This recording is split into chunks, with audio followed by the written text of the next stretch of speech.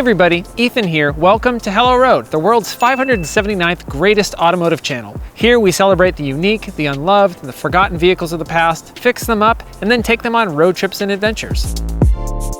As you may know, way back in March 2020, I bought this boysenberry metallic 1997 Ford Probe GT at auction for just $300. In the last few months, we've been diagnosing all that's wrong with it and making some slow progress bringing this sweet late 90s sports car back from the dead. Click above if you'd like to watch the first video with this car. This vehicle was likely destined for the crusher, and I'm glad that I was able to save it. But as a self-proclaimed terrible mechanic, it's taken me a lot longer to get this thing back into shape than I thought it would. Good news is that it no longer overheats and has a ton of new parts. And I just had new sway bar end links put in on the rear, so it no longer clunks when going over bumps. But as my mechanic Joe showed me in the last episode, there are still quite a few problems. Main one being that it has a pretty severe oil leak.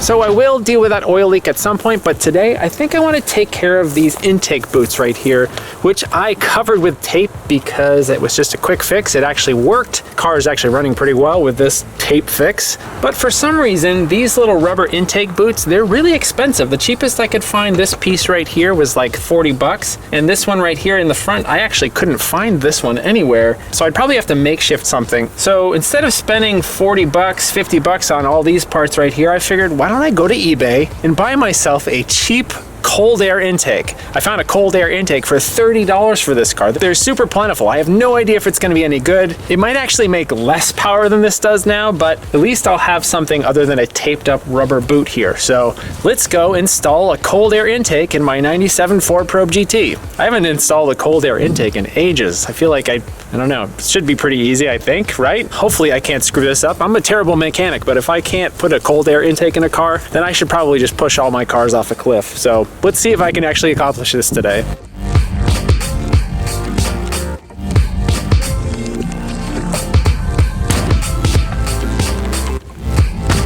Before we get started, if you've been subscribed to my channel for a while now, thanks so much for watching and thanks for your support. If you're new to my channel, here's a little backstory. So I've long had a thing for cheap cars, unique cars, and obscure vehicles that have simply been lost to history. I waste a good portion of my life searching for old cars to buy and then proceed to make mostly terrible purchase decisions. Like the one we're sitting in. Even at $300, it wasn't the best choice I've ever made in my life. But there is an upside to this automotive insanity. I've more or less made it a mission to try to save some of these forgotten, obscure, and unloved cars of the past. In the process of making videos with them, I'm trying to make the case for why they should in fact be loved. I'm actually captivated by their stories, their history, and uniqueness, and hope to help others see what makes them so wonderful.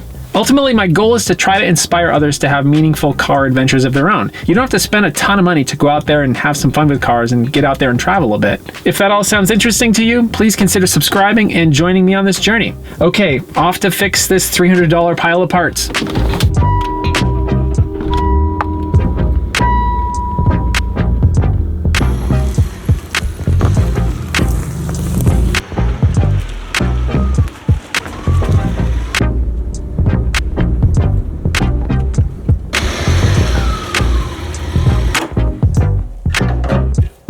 All right, got the cold air intake right here. Let's see what's in this box.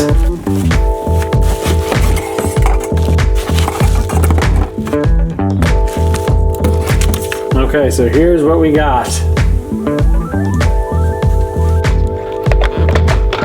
All right, so just start removing stuff. Remove this, gonna remove the air box. And then I guess this big plastic piece right here is no longer going to be needed.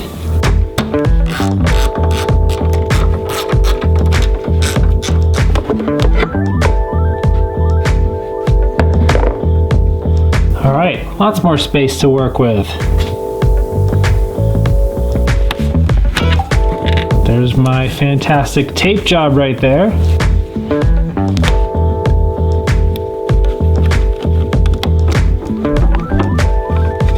Alrighty, look at this thing. This thing is shot. Totally trashed. Alright, looks like I gotta grab one of these. Okay.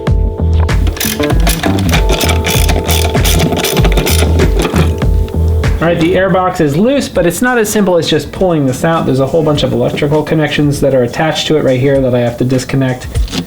Okay, a couple sensors are now disconnected. Looks like hopefully now I can pull this out.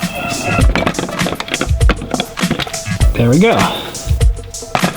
All right, now we have lots of space in there. Look at that.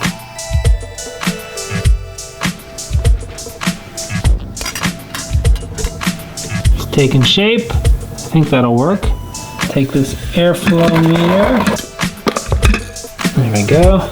Okay, so this large boot apparently goes over the edge of this airflow meter, like so.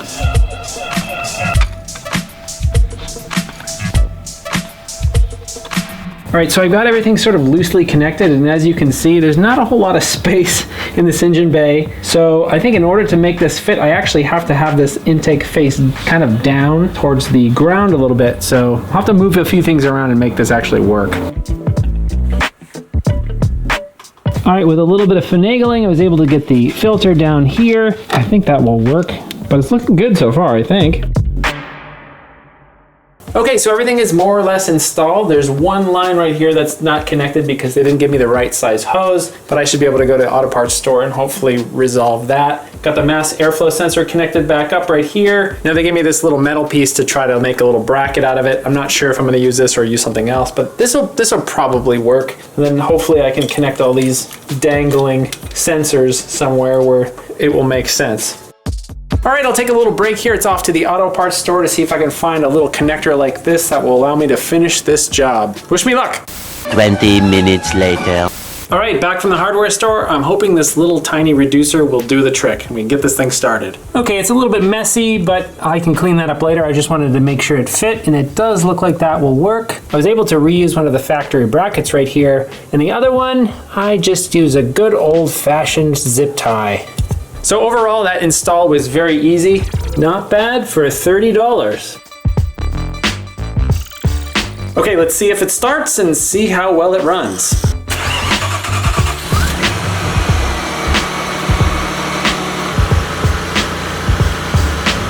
Actually seems to be running well. Let's go take this thing for a drive.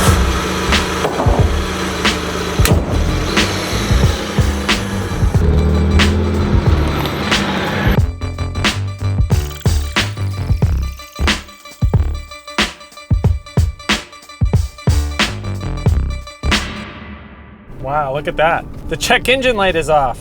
Well, that could be due to the fact that I disconnected the battery for a couple hours, but it's off for the first time. I'm so excited. Yes, it's probably gonna come back on, but right now I'll just relish in the fact that I've got no light on the dashboard. The ABS light isn't even on, but that too will probably come on soon. All right, let's test out the acceleration.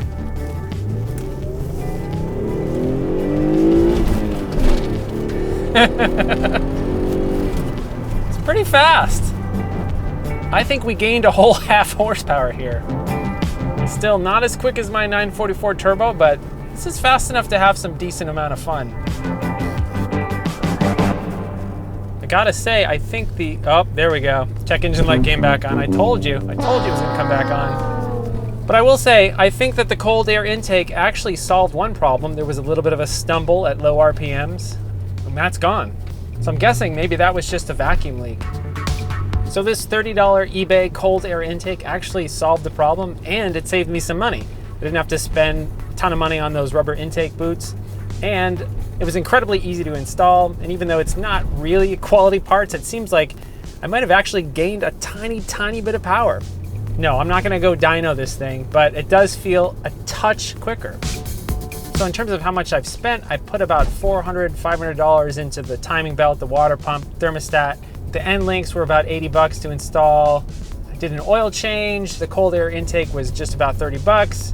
Bought that little fitting, which was a couple dollars. So yeah, this has been a very inexpensive project so far. Yes, there's still a lot to do. I'm not sure how much I'm actually gonna get to, but I will say this, saved a car from the crusher, and now I have a really decent, fun daily driver. All right, let's test out the acceleration one more time.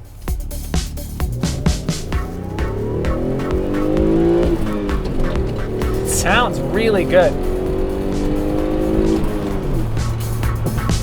Yeah, I love the sound of this engine. It sounds awesome. 2.5 liters of raw Mazda power. So now that I have a car that I feel like I could actually depend on, what do you think I should do with it? Definitely need to take care of that check engine light and clean up the interior, do a really good detail of the interior.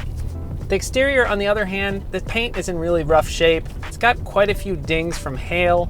I might just leave that as is and just say it's patina. So in the next video of this vehicle, I'll probably actually take it on a Canyon Road drive. I've really only driven it around my neighborhood and to and from Sean's shop. So I'm actually looking forward to getting this thing on some back roads and seeing how it handles and just overall get a sense for how fun this thing can be on a back road. Now you probably know by now that most of my vehicles are budget vehicles. All my projects are really inexpensive projects. So I'm not gonna be swapping in a motor. I'm not gonna be doing anything crazy like that. My main goal was just to rescue this car, to keep it from getting crushed, to keep it from getting parted out, because there's still a lot good here. These are actually really good cars. They don't get a lot of respect, and you just don't really see them anymore. I think a lot of them got kind of beat up and trashed. I just wanted to save this one. So I'm not exactly sure what my plans are for this car long term. I think I'll probably end up keeping it for a few months and then maybe selling it to another Ford Probe fanatic. If you own this car, what would you do with it? Let me know in the comments below.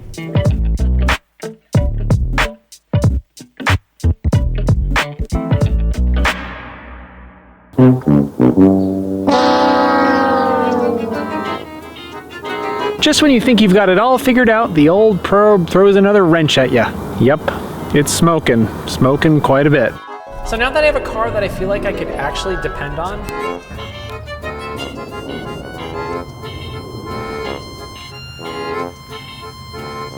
so the smoke definitely seems like it's being caused by oil dripping out of that valve cover gasket down onto the exhaust, which is a common problem with these cars. The last few times I drove it, it didn't smoke at all. So I guess maybe letting the car sit for a couple weeks really allowed the oil to drip all over the exhaust. So maybe I do have to fix that after all.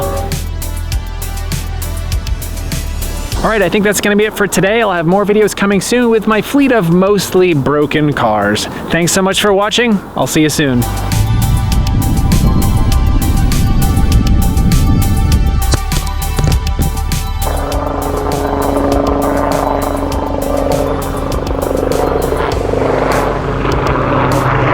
Don't live near an airport if you want to make videos. It's not great.